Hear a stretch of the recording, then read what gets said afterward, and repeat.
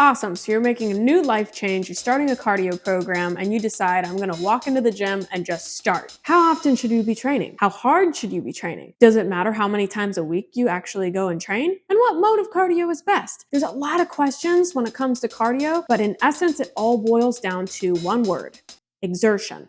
And this can be really tricky for people to understand. So I'm gonna cover the best ways to use heart rate alongside other modes of perceived exertion to tailor your particular training for you.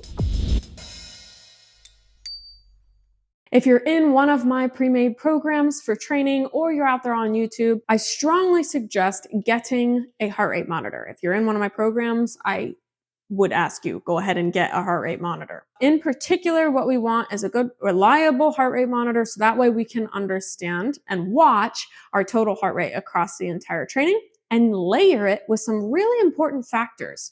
Exertion. For these exertions, I'm talking about rate of perceived exertion, which can, for many individuals, be highly subjective as to the individual and what they're feeling, as well as the talk test. I have another video specifically detailing these particular components and how we use them. But in this video, I will summarize how we can layer these three components to ensure that we're training at a proper intensity. When it comes to intensity for your heart rate, moderate intensity will correlate with a specific range of exertion and heart rate percentage. To find the right heart rate percentage, I do have, if you're on YouTube, other videos that go over specifically how to calculate your heart rate. But if you're in my program, you've got access to a calculator directly in the program that will calculate it all for you. I use the heart rate reserve method, or the Carbonin method, which incorporates your resting heart rate. So if you're out there on YouTube, go ahead and check out those videos as well after this one, just so that way you can calculate out your appropriate zones. Now, of course, the main function of the heart rate monitor, no matter what type it is, whether it's a chest strap or it's a wrist base, is going to be to help monitor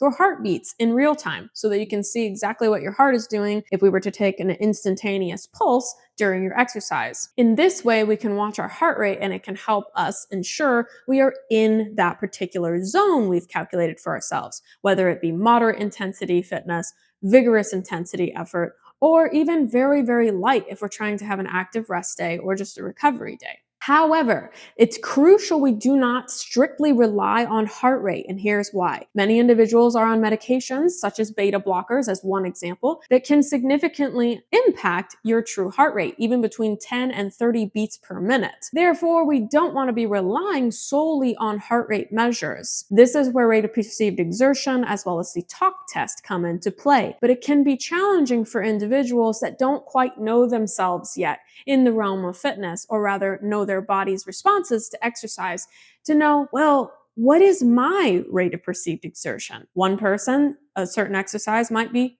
very challenging or feel very challenging because it's new. Whereas another individual with the same age, height, weight, heart rate is a little bit more accomplished or knows the exercise more, they're going to have a different rate of perceived exertion. So what it boils down to is you need to exercise layering your ability to talk with all of this. The talk test can be extremely helpful to layer alongside our heart rate as well as our subjective rate of perceived exertion. For example, if you can sing while you are exercising, weightlifting, or doing your cardiovascular training, what have you, and you're rating yourself as a perceived exertion of an 8, which is challenging, very challenging, then you might be overestimating your rate of perceived exertion in a subjective way when you're able to sing. If we layer a heart rate alongside this, it's even more helpful to show us what's happening. When I first got started with cardiovascular training,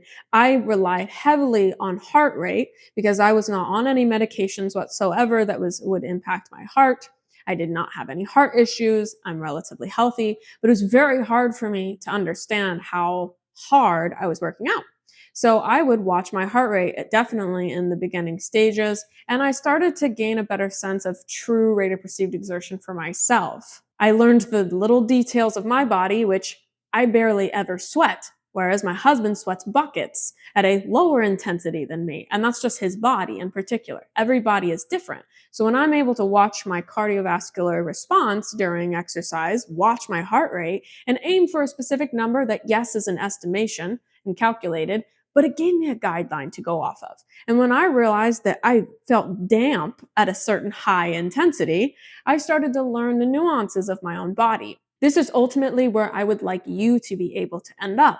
I want you to educate yourselves about your own body, and using heart rate can be an exceptional guideline alongside the rate of perceived exertion as well as the talk test. So that way you really know what you're doing. One other bonus tip about using the heart rate monitors in particular, if they are accurate, which again, I have a different video on the accuracy of the heart rate monitors out there, is that the heart rate monitors can track calorie burn, which for many of my clients, they want weight loss or weight management, or for some of my clients, they want to gain muscle. Well, if you don't know how many calories you're expending during workouts or during the day, it can be challenging to ensure either a caloric surplus if you're trying to gain muscle, or a caloric deficit if you're trying to lose weight, or the right amount, an even level, an equilibrium if you're trying to maintain and hold your weight. Having an accurate heart rate monitor can help you do just that. So now, how do you use these heart rate monitors as part of your program? What are the numbers that you want to look at? In general, of course, we want to have your real-time heart rate.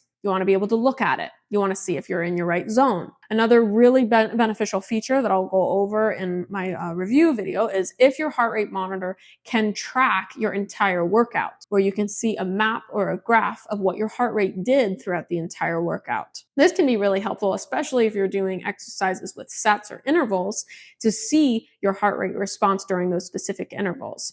It can give you a broad view sense of how did the whole workout go. Another great number to track, which ideally you should actually just take it immediately upon waking in the morning, is your resting heart rate. Resting heart rate can improve and decrease as your cardiovascular fitness improves from your training. So it's a great metric to record as well. Next up is caloric expenditure. I strongly recommend having a heart rate that can track the caloric expenditure. And that's a wonderful incorporation into your programs. If you're one of my one-on-one clients or even part of my weight loss programs that I do have available, those particular programs I use give you an average calorie burn to target. And if you have a nutrition plan as well with me as one-on-one client, then a specific nutrition, how much food you should be consuming per day as well. This makes the heart rate monitors extremely beneficial to make sure that you're falling within your target ranges of calorie burn too. Then throughout your trainings, what you do is you just record your workout, and I recommend saving your screenshots or saving your workouts. Some of the apps already do it for you with the particular heart rate monitors that you choose, and you can look over the past week, and ensure that you are actually progressively building and not going backwards. Another benefit is to ensure that you're not going too fast. One rule of thumb, you only want to progress yourself at about 10% of either duration or mileage per week. You don't want to go over that. In my programs that I've created, I do just that. Gradual progression. I have it all done for you, no guesswork, all put together so you can follow along with my guidance. So now you should have all the tools that you need to not only complete my programs, but to create and perform your own cardiovascular training program. So remember, track your heart rate, check your calorie burn if it's of interest to you, layer it with the talk test, and find your rate of perceived exertion. This method will ensure that you improve your cardiovascular fitness safely and efficiently. If you found this video helpful, I'd appreciate any like and a subscription. If you have any questions or suggestions for new videos, drop a comment, please. I'm happy to hear from you. I also do offer pre-made programs. You can check those out in the link in the description if you're interested in complementing your own training programs with other strength training programs, or if you're interested in a pre-made cardio program or nutrition plan too. I have those available, so check them out.